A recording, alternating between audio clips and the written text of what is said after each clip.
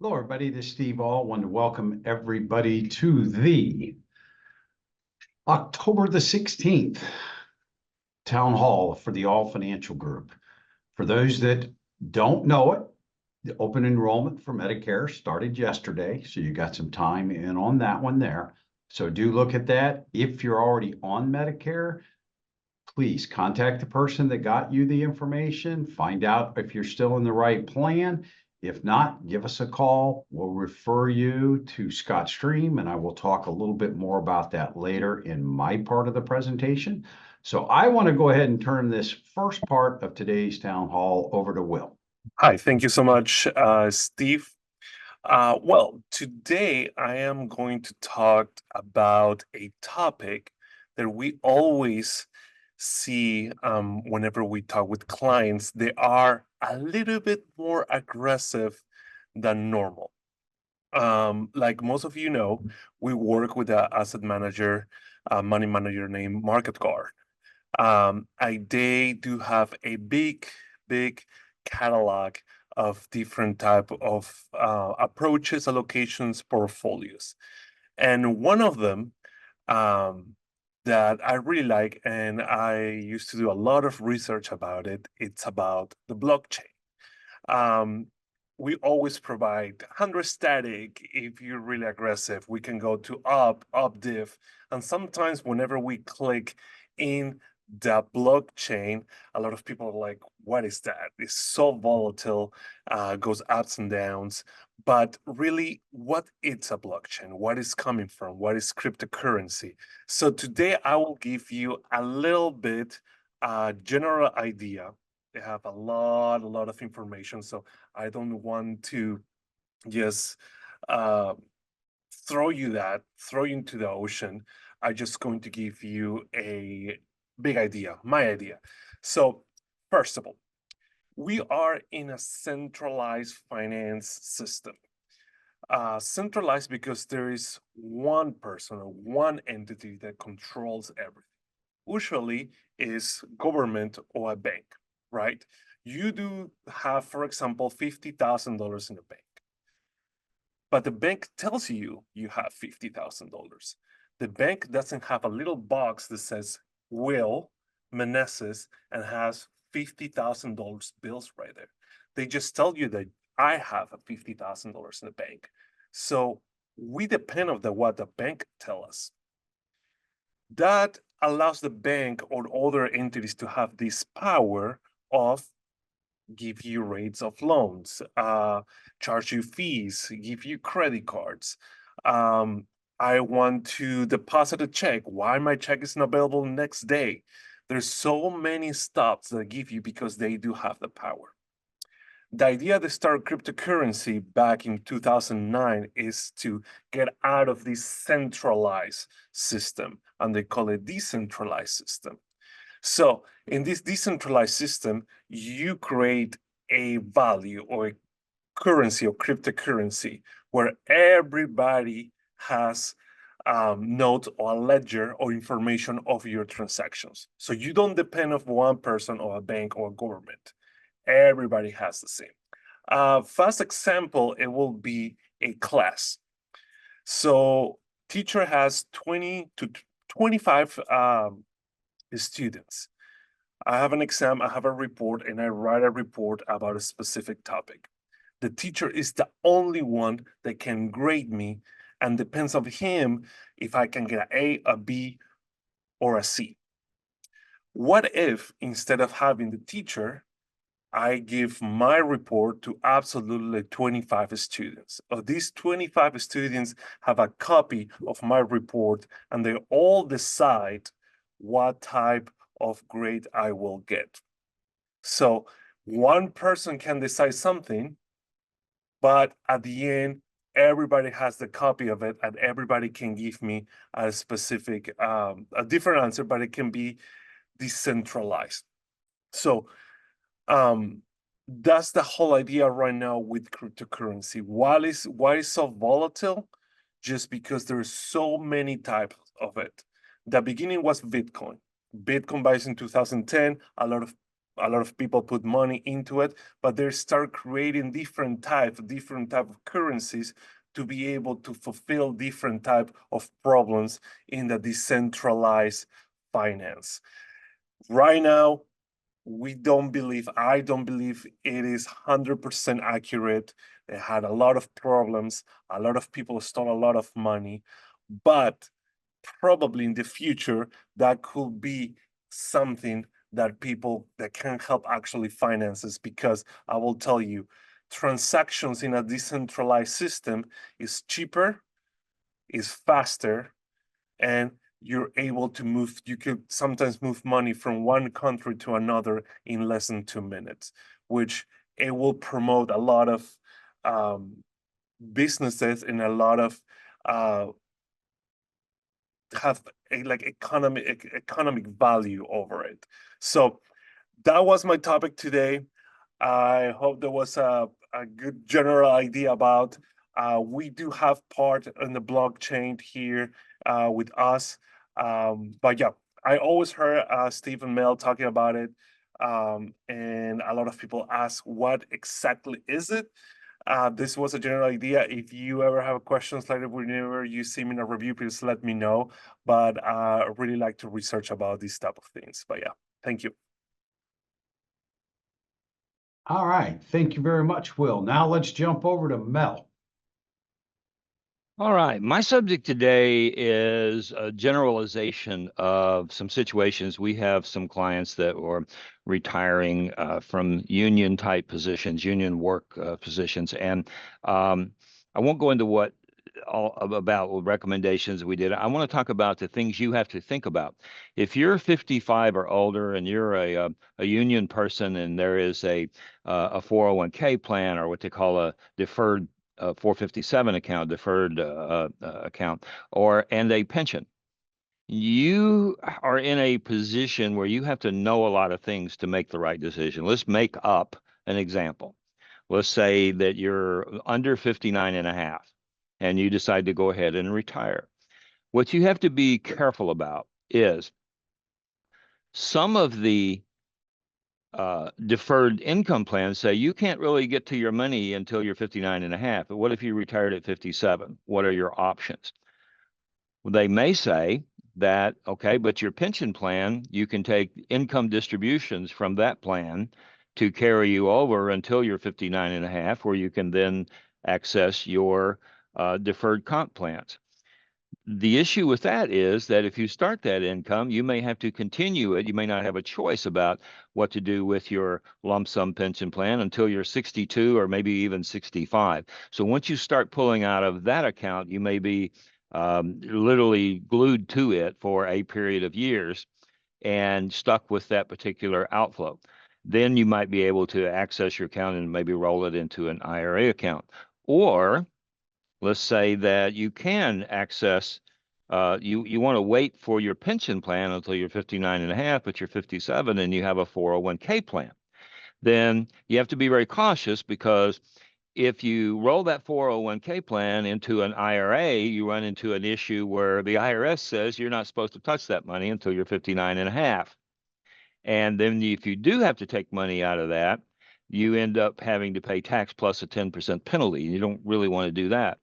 So, well, I got a 401k, I might have a 457, I might have a pension plan. If I do this, it affects that, and this one's different. And there's no set answer to this, folks. It depends on how old you are, how much money there is, how much money you have outside of those two plans that might carry you up until age 59 and a half, where you have total control and access to everything in the normal way. And I just wanted today to make sure, if you guys are,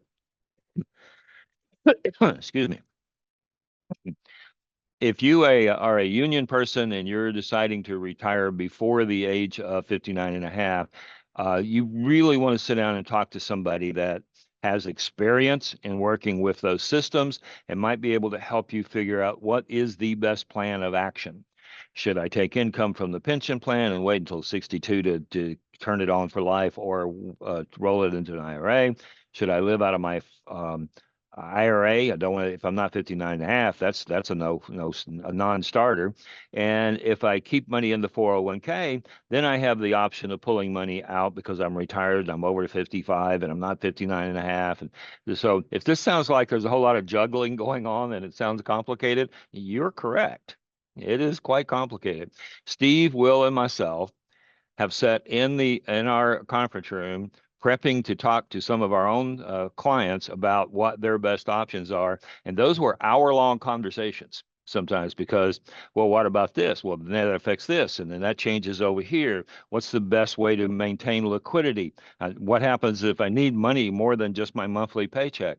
And so it just gets very complicated. That's my main topic for today. And we spend a lot of time in helping people figure this stuff out and in implementing that plan to make sure that they don't fall into the pitfalls that could occur by just making the wrong decision and doing things in the wrong order or at the wrong time. So absolutely, I'm just saying this. If you are a union person and you plan on retiring and you're more than 55, I highly recommend that you sit down with someone who understands the systems, understands the IRS rules, understands the penalty situations, knows what the pitfalls are about making sure you have sufficient cash flow and money set aside for the things you didn't think about. Just get a plan with someone who knows how to do the plans and how the system works.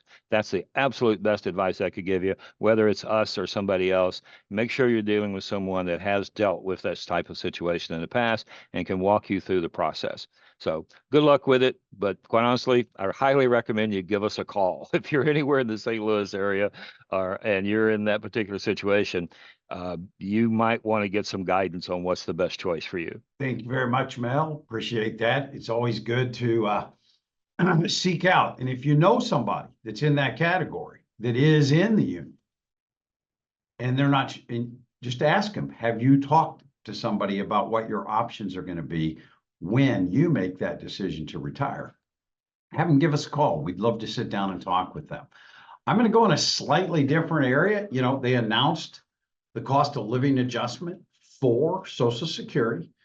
It's going to be about 2.5%. It's slightly lower than the 2.6 average that they've had. But remember, in that average, there was the 8 point something, and then last year it was 3.2. And a few years it was almost nothing. So those averages are coming from there. If you have logged into ssa.gov, you can go look at that. That should be available first part of December on what your new Social Security amount will be. You will get near the end of November how much Medicare is going to increase. So they're talking about different numbers on that. Hopefully by the next town hall, we'll have a better idea what they're going to be doing with Medicare. So we go from there. So those are the things that affect that. How much money can you make if you're below full retirement age and not get a penalty for getting your Social Security check? It's going to be easier for guys like us to remember because it's $23,400 versus $22,320. That was hard to remember. You know, I had to cheat and look to see those numbers. It's also going to raise for those that are currently working the amounts that you will make and pay into Social Security. That number is increasing from 168,000 up to 176,000. So that first 176,000, you will have that 6.2%. Then they go to the other side, the employer pays the exact same thing. So those are the current things that are going to be increasing as far as Social Security is concerned. Well, while we're on that, why don't we keep talking about taxes? The Trump tax cuts end December of 2025. Now, I believe that I don't care which side of the aisle comes in, that we will have tax changes next year. I don't think Congress will get real chummy and make it real easy to do, but those Trump tax cuts do expire at the end of 2025. So one of the things that we've looked at with a lot of clients is Roth conversions. And it's amazing how we'll sit down and talk with certain people, and Roth conversions make sense for them.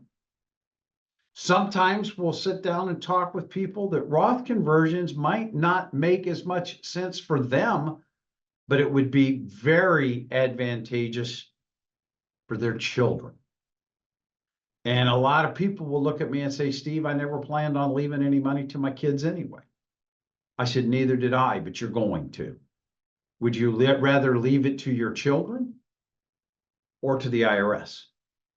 That's the thing that we look at. And a lot of us have that availability where we would have the funds and not be hurt in our retirement years to assist that it passes more tax efficiently to our kids. Because when they raise taxes, and I don't care which side of the aisle in the long run, they're going to have to raise taxes. We can't continue to spend the way we're spending without tax increases. So what's going to happen? Our kids are going to be in very high tax rates, and they used to be able to take that money out over their lifetime. Remember, the Secure Act says that takes that down to 10 years.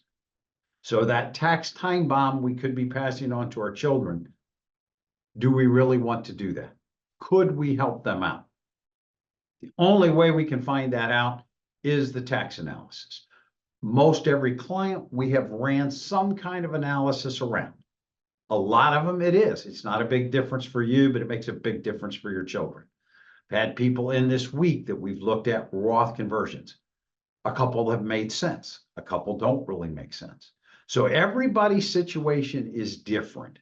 So if we've talked to you about it in the past, or if you're out there watching this and you've never been talked to about the ability of Roth conversions, give us a call. Let's sit down and look at your situation. Let us do the tax analysis for you to again see if Roth conversions make sense for you. That goes from there. I'm going to go to a quick calendar, and I hope I've got it all halfway accurate this week. Okay, upcoming events, October the 23rd. I know that's right around the corner, and I hope you get this message before that. But I do have Scott Stream coming in to talk about Medicare, and myself, I'm going to talk about Social Security. We believe that's important because almost everybody out there will participate in those two programs sometime in their lifetime. If you're already on Medicare and you're in the Advantage plans, they're talking about some of the changes to the Advantage plans where they might not, quote, have as many giveaways as they've done in the past. And some of the things that they're covering might be brought down. Why? Because the dollars that they're getting to basically cover you with aren't going as far. So that some of the benefits could be reduced. On the 24th, which is a Thursday, and Tuesday, the 29th, taxes and retirement at Cooper's Hawk. Then we jump over to the month of November. You know, on Friday, the 15th, we are going to have an open house presentation here at the office. Andy Kaiser is going to come and talk with us. Andy's an estate planning attorney.